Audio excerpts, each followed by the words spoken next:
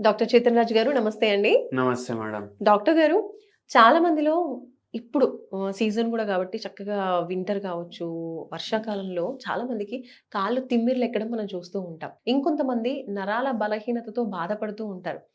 So ఈ నరాల బలహీనతకి కారణం ఏంటంటారు? దీన్ని హోమియోలో ఏ విధంగా ట్రీట్ చేయొచ్చు అంటారు? అయితే ఇప్పుడు చలికాలం ఉంది.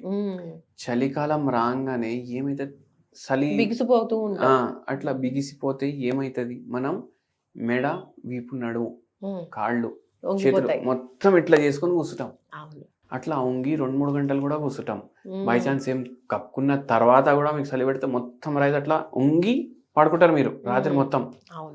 అయితే ఈ ఒంగుడు అలవాట ఏదైతే ఉంటది కదా, కంప్యూటర్ స్క్రీన్ చూస్తున్నారు, ఇంత దూరం నుంచి చూస్తే కూడా అంతే కనిపిస్తుంది, దగ్గర పోతే ఇంకా ఎక్కువ కనిపించదు. మనం అయినా ఏం చేస్తాం, దాని దగ్గరికి వెళ్ళిపోతాం. ఏంటి అరే ఫుల్ ట్విస్ట్ వస్తుంది ఇప్పుడు వెబ్ సిరీస్ లా, ఇంకా ఎక్కువ కనిపిస్తుంది మనకు.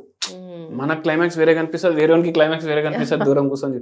అయితే దాని దగ్గరికి వెళ్ళిపోతాం కదా, ఎంతసేపు వంగుతున్నాం మనకు అర్థం కాదు.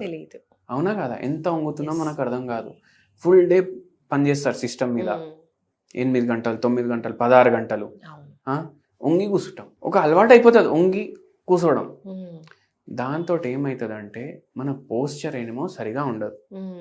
పోస్చర్ సరిగా ఉండకపోతే ఏమవుతుంది, తల తిరగడం, మెడ కరెక్ట్గా లేదు. అందరి చేతిలో ఫోన్ ఉంది ఇప్పుడు, ఇట్లనే ఉంటుంది మెడ. అవునా కాదా? ఏం చేస్తున్నావు అంటే, అరే కూరగాయలు ఆర్డర్ చేస్తున్నావు, ఆ కూరగాయలు ఆర్డర్ చేయడానికి అరగంట ఇట్లనే ఉంటుంది మెడ. ఎందుకు, ఫస్ట్ అన్ని యాప్లలో చూస్తారు దేంట్లో తక్కువ ఉందనేసి. అవునా కాదా?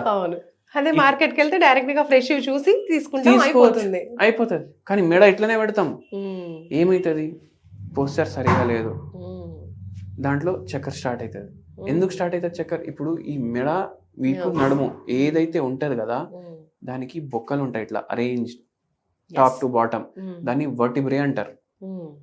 ఇప్పుడు ఆ వర్టిబ్రే ఏదైతే బొక్కలు ఇట్లా ఒకదానిపైన ఒకటి ఉంటాయి కదా, దాని మధ్యలో రంధ్రం ఉంటది. ఈ రంధ్రంలోకి వెళ్ళి స్పైనల్ కార్డ్ పోతుంది. ఈ స్పైనల్ కార్డ్ ఎక్కడి నుంచి వస్తుంది, బ్రెయిన్కి వెళ్ళి వస్తుంది. అది ఈ రంధ్రాల మధ్యలోకి వెళ్ళి పోతుంది.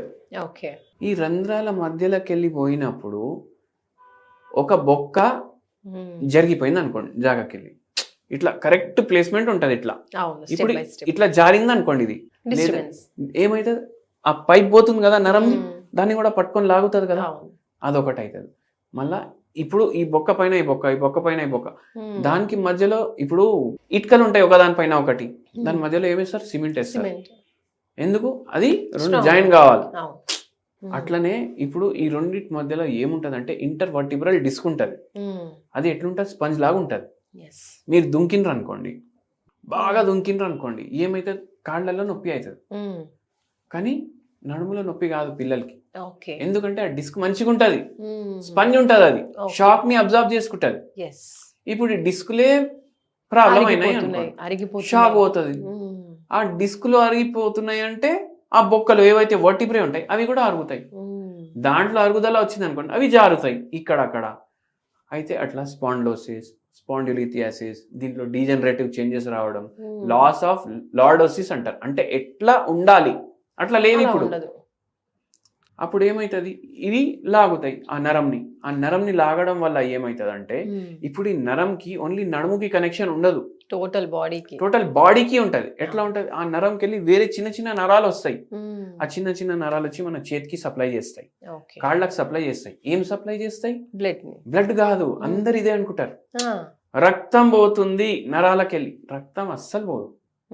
బ్లడ్ సప్లై చేసేది రక్తనాళాలు, నరం కరెంట్ సప్లై చేస్తాయి. కరెంట్ మీద నడుస్తుంది మన బాడీ. ఇప్పుడు ఏంది, దీని అర్థం ఏంది, నరాలు వైర్లే కదా. ఇప్పుడు ఈడికెళ్ళి ఈడికి వైర్ పోతుంది కదా, అది లాగుతుంది. బొక్కలు జారిపోవడం వల్ల ఇంటర్వర్టిబ్రల్ డిస్క్ జారిపోవడం, అవి లాగుతాయి. ఇప్పుడు ఆ వైర్ మీద ప్రెషర్ పడుతుందా లేదా, ఇప్పుడు దాంట్లో కరెంట్ సరిగా పాస్ అవుతుందా, కాదు. అందుకే కొందరికి చేతులలో షాక్లు కొడతాయి. అవును, సడన్ గా ఎవరైనా ముట్టుకున్నప్పుడు కూడా షాక్ కొడుతుంది కొంతమందికి. మళ్ళీ తిమ్మిర్లు వస్తాయి, తిమ్మిర్లు రావడం. ఈ వాటర్ లో ఎక్కువ పనిచేసే వాళ్ళకి కూడా మనం ఈ క్లైమేట్ లో కొంచెం కాళ్ళు చేతులు బాగా తిమ్మిర్లు వస్తాయి. ఎందుకంటే ఇప్పుడు బాసలు తోమేటప్పుడు కూడా కింద కూర్చొని తోముతారు, ఇట్లా కూర్చొని తోముతారు. ఏమైతుంది, ఆ స్పైనల్ కార్డ్ డిస్టర్బ్ అవుతుంది. చేతులు లాగడం, కాళ్ళు లాగడం. ఒక పేషెంట్ వచ్చిర్రు ఇట్లానే. ఉమ్, ఏం చేస్తారంటే ఇంట్లోకి పోయి పని చేస్తారు. పాచి పని బాసన్లు, చేస్తారు. బట్టలు, ఉమ్, ఉతుకుడు, అవన్నీ పనులు, జాడు. ఉమ్, ఎన్ని ఇంట్లలో చేస్తాం అమ్మా అంటే ఉమ్. 8 ఇంట్లలో చేస్తాడు. ఓ. సరే చేస్తారు. ఉమ్. ఎందుకు చేస్తారు ఇన్ని ఇండ్లలో? మళ్ళీ డబ్బులు అవును, డబ్బు తక్కువ వస్తాయి కాబట్టి ఎక్కువ ఇళ్ళలో చేసుకుంటారు. ఎక్కువ ఇంట్లలో చేస్తారు. ఉమ్. కూర్చొని దోమాలి, ఒక్కొక్కసారి నిల్చొని దోమాలి అనుకోండి. ఇప్పుడు కొందరు దాంట్లో మాడ్యులర్ కిచెన్ ఉంటుంది, సింక్ ఉంటుంది, అన్నీ ఉంటాయి. అవును. ఇప్పుడు అక్కడ నిల్చొని దోముతుంటే కూడా ఇట్లా వంగిపోతుంది బాడీ ఫ్రంట్ కి. అవును. ఇట్లా ప్రాబ్లంలు వస్తే ఆక్యుపేషనల్ డిసార్డర్స్ అంటారు. అంటే మీ జాబ్ వల్ల మీకు రోగం వచ్చింది. ఓకే. ఏమవుతుంది దీంతో? మొత్తం స్పైనల్ కార్డ్లో ప్రాబ్లం అవుతుంది. ఉమ్. స్పైనల్ కార్డ్ అంటే ఈడికెళ్ళి ఈడికి. ఎందుకు? ఈ బొక్కల్లో ప్రాబ్లం అయింది. ఓకే. ఇప్పుడు దానివల్ల లేడీకి కూడా ప్రాబ్లం అయింది. ఉమ్. అయితే ఇట్లా పోస్చర్ అందుకే అంత ఇంపార్టెంట్ ఉంటుంది. సో అందుకనే మధ్య మధ్యలో పోస్టర్ చెక్ చేసుకోవాలి, కరెక్ట్ గా కూర్చోవాలి అని చెప్తూ ఉంటారు. ఆమెకి మళ్ళీ హోమియోపతి మందులు ఇచ్చినాం. ఉమ్. హోమియోపతి మందులు ఇవ్వడం వల్ల ఆమెకి పూర్తిగా తగ్గింది. ఆపరేషన్ చేయించుకోవాలి అనేసి కూడా అన్నారు. ఓ. కానీ హోమియోపతి మందుల వల్ల ఉమ్.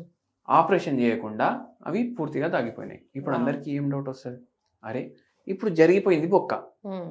ఇప్పుడు ఆపరేషన్ చేయకుండా ఎట్లా సెట్ అవుతుంది? ఉమ్. ఇట్లా డౌట్ వస్తుంది కదా. అవును, కానీ కరెక్ట్. ఆపరేషన్ ఏం చేయలేదు కదా బొక్క జరగడానికి. ఉమ్. ఉమ్. ఆపరేషన్ చేయకుండా జరిగింది కదా. అవును. మళ్ళీ అది ఆపరేషన్ చేయకుండా సెట్ అవ్వడానికి ఉంటాయి కదా మందులు. ఓకే. అది మనం రియలైజ్ చేసుకోవాలి. ఓకే. సో రీజనరేట్ చేస్తూ ఉంటారు.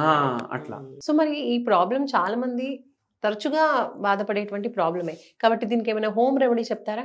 హోమ్ రెమెడీ నేను ఏం చెప్తానంటే, ఇప్పుడు మనం చెప్పే హోమ్ రెమెడీకి పూర్తిగా తగ్గుతుందని మనం చెప్పట్లేదు. ఉమ్. మనం ఏం చెప్తున్నాం, జర ఇప్పుడు Relief 100 ఉంటుంది. ఉంది, 90కి వస్తుంది, 80కి వస్తుంది. ఓకే. అట్లా మంచి ఏం రిలీఫ్ చే- ఉంటుంది. నల్ల జీలకర్ర ఉంటది కదా, ఉమ్. గ్రైండ్ చేసి పెట్టుకోండి.